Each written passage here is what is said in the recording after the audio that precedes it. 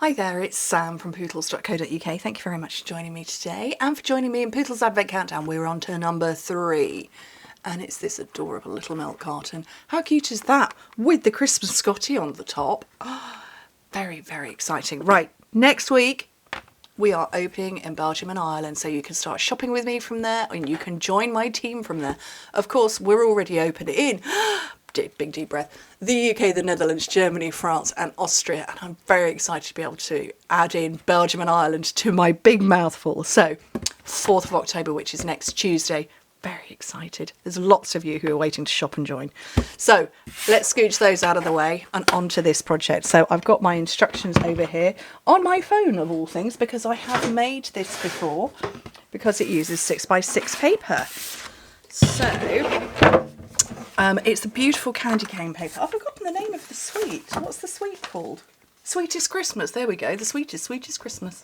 So look at this. I've got my instructions on my phone. I'm having to put them here because the cat is right beside me and she doesn't want me to do any crafting. She's waiting for me to give her a stroke or a head rub. Okay, so the finished dimensions, 1 3/8 by 1 3/8 by 3 1/8, which is 3.5 by 3.5 by 8 centimetres. And like I said, I've made this before. I probably made it about 6-7 years ago in 6x6 week, but I've remade it since. Okay, 6x6 inch paper, 15 1/4 by 15 1/4 centimetres. On the first side, score it at 1 3/8, 2 3/4, 4 1/8, and 5 1/2, and that's all in inches. In metric, 3 1/2, 7, 10 1/2, and 14. Then on the other side, score it again at 1 3/8 and at 4.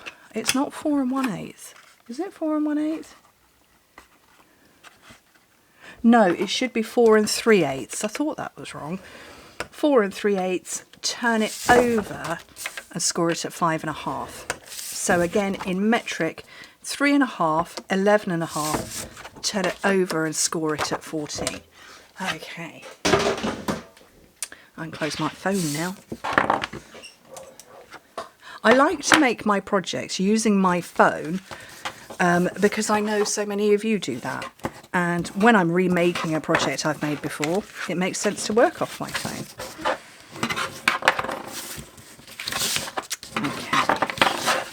So I'm just burnishing everything. This is such a great little project for Christmas. This is a nice one to have as a table favour because it's not taking up it's not a big footprint. It's 1 3/8 of an inch. It's not a big footprint. So yeah, a really good project for a Christmas table. Okay, so I have got this little shallow bit that's at the top, and there's a wider bit, and then I've just got one score line. That's the bottom. Okay, so cut straight up those 3 lines and then take away this one and a little tiny bit extra and take a teeny tiny whisper off the top. I mean, that really is a teeny tiny whisper. And that just got swept onto the floor. That is so that when you close it, it closes very neatly. That's a gummed up end there. So I've got some tearing tape. Whoopsie. I also have a cat. I think she's just going to shout out the window.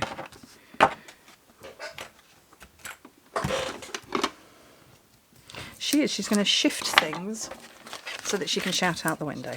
So fold it over and close it up.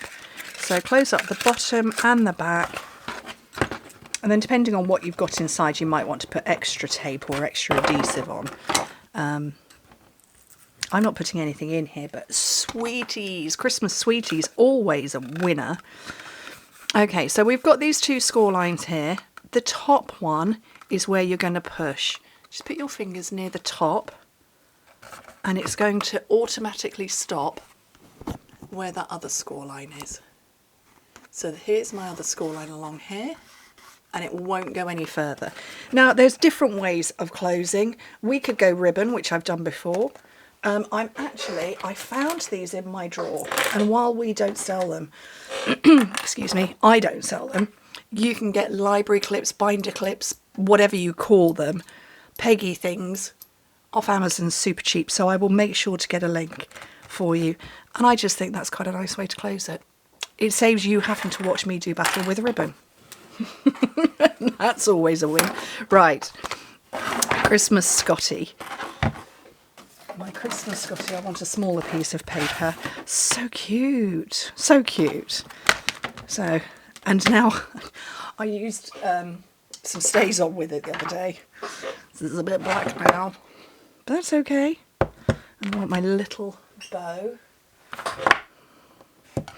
So, my Christmas Scottie, I'm fairly sure that was crumb cake. So we'll just do crumb cake again.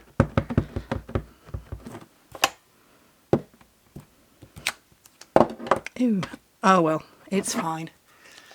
He's got extra marking on his feet. And then this red is, I want to say it's real red, it's probably not, but that's okay. Let me punch this first.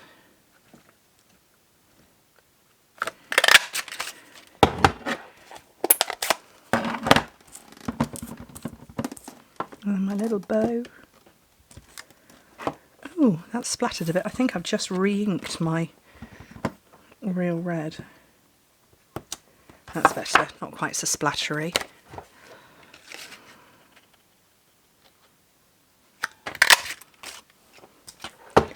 Those are the bits I don't need. And then I just want to say simply Merry Christmas. That's not shaded spruce at all, it's garden green.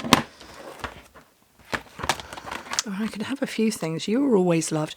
May your days be furry and bright, or Merry Christmas. And I think Merry Christmas is simple enough. That's all I want it to say. And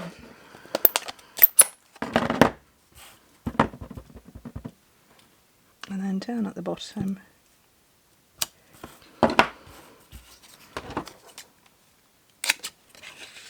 with my ridiculously long scissors, scooch those out the way, and then let's start assembling. So my little red bow.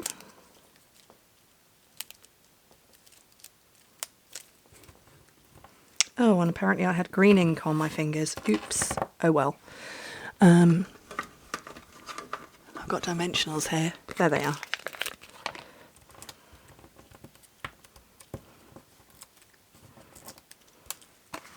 Just check where the front is. There it is. Oops. Couple more behind the wording.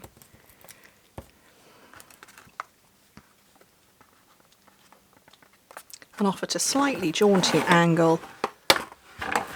And those, I think, are super cute. And like I say, great table favours because they're not taking up much space. You've got your knife and fork, you've got all your cutlery, you've got your glasses, you've got all the food on the table, and then a little treat as well. What do you think? I think they're lovely. So easy to make too. Anyway, thank you ever so much for joining me. Hope to speak to you very soon. Bye.